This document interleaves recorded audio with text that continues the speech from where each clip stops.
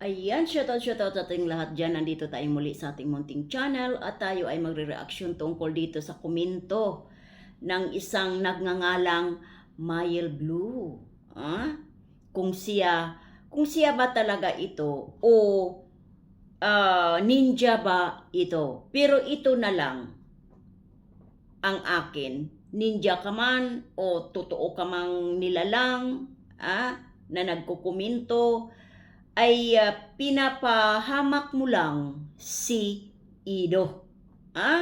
Dahil kung hindi mo pinapahamak, hindi ka magkokomento kung kani-kaninong live. Pero may kaibahan. Yung nagkokomento doon sa live ceiling ay iba naman ang spelling. At itong nag-komento kay Dr. Lab, kulang naman ng litra ang nakapangalan. Kaya bago ang lahat, tayo ay mag-shoutout muna sa ating mga kasamahan. Diyan sa aming grupo, andyan si Ate Lydia Nabida, Jacqueline Docosin, Ermagalo Mix Vlog, Kaberks TV, Hasa 26 TV, Sil TV PH, Ate Glo Official at ang inyong lingkod, ang crispy ng kanilang pananaw. Ayan, shoutout sa inyong lahat dyan. Shoutout na rin sa kay Dr. Love, Ridzen, at lalong-lalo na kay Beyonce. Kagabi, hindi siya nag-live dahil busy daw. May ginagawang mga project sa school nila. Pero kanina nabasa ko sa community niya, mayroon siyang live mamaya. Babawi daw siya, kaya abangan natin ang live ng ating dalaga na si Beyonce Official. Suportahan natin siya mamaya sa live niya. Kaya ayan, shout out na rin sa mga sponsor na mula noon hanggang ngayon, andyan sila at nadagdagan pa. Kaya maraming salamat sa mga na nag-i-sponsor na pinoproblema kung saan galing ang mga ipinapalipad. Pinoproblema ng sinungaling na attention seeker na walang iba kundi ang tulad kong matanda Marilyn Chong. Pinoproblema niya kung saan galing ang mga pera ng mga sponsor. Kawawa naman, no, di ba? Kaya dito tayo sa ating pinaka-topic tungkol dito kay Mayel Blue. Kagabi, sa live ni Doc Lab, nagkukomento siya. Nagkukomento siya. Pero, may kaibahan sa pangalan niya at Mayel Blue. May kaibahan na na-realize ko. Kaya sabi ko, siya kaya ito? Kaya dyan makita ninyo ang komento niya kagabi kay Doc Lab. Sabi niya dito, pangalan niya ay at Mayel Blue. Ang Mayel Blue dito na nagkomento kagabi sa kay Kuya Bal, sa kay Dr. Lab, sorry, ay Mayelblu.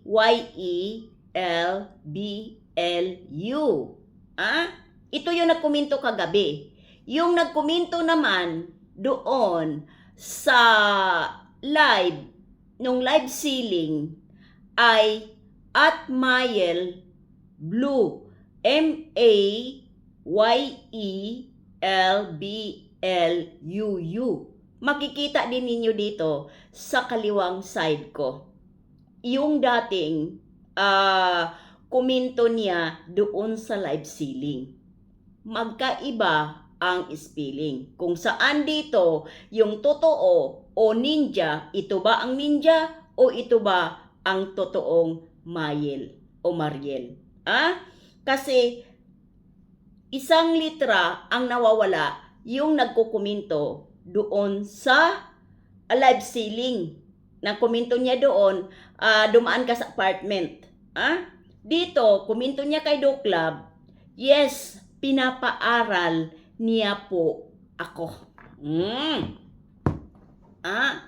Kung sino ka man Ito ba ang ninja o itong nagkomento nung live ceiling ang ninja? Saan dito? Ikaw ang nakakaalam o si Kalingap Ido ang nakakaalam? O ginawa lang ninyong may kaibahan para maiba naman o maguluhan ang mga nanonood? Pero ikaw mismo na nagkukomento, ikaw yung nakakaalam kung iisa ka lang ba. Ang importante dito, yung komento mo. Di ba? Sabi mo dito, pinapaaral ka. Yes, pinapaaral niya po ako. Ito yung komento niya doon kagabi sa kay Dr. Love. Dahil may nagtatanong doon. Sinagot niya. Alam mo, kung ikaw man talaga at pinapaaral ka, Mayel o Mariel, sana hindi ka na nagkukuminto. Bakit?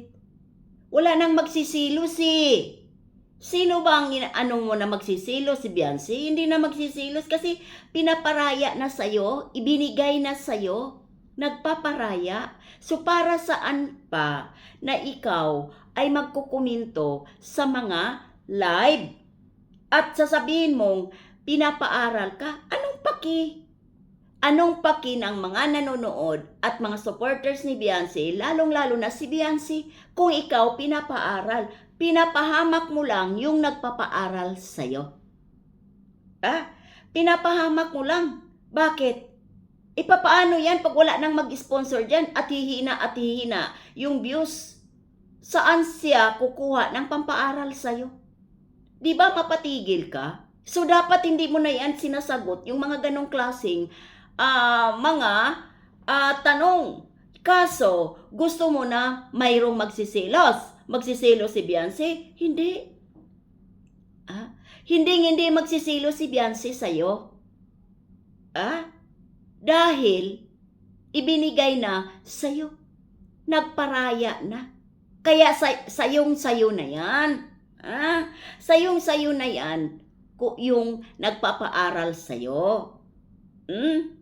Wala nang mang-agaw sa'yo dyan. Kaya wag ka na lang mag-komento o ipagmamalaki mo para mayroong magsisilos. Ay wala.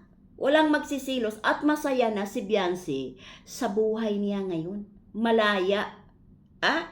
Wala siyang pag-alinlangan sa mga galaw niya. Wala siyang pakialam sa mga taong baboy na sinakyan niya. Sinakyan niya ang mga baboy. Di ba? Kaya natatawa naman ako sa'yo na naaawa. Bakit mo pa sagutin ang mga klase ng tanong na hinuhuli ka lang naman? Alam na ng mga supporters ni Beyonce na pinapaaral ka. At lalong-lalo na sa apartment kung sinong nag-uupa dyan. Alam ng mga supporters ng Team Guapa, supporters ng Dalaga, alam.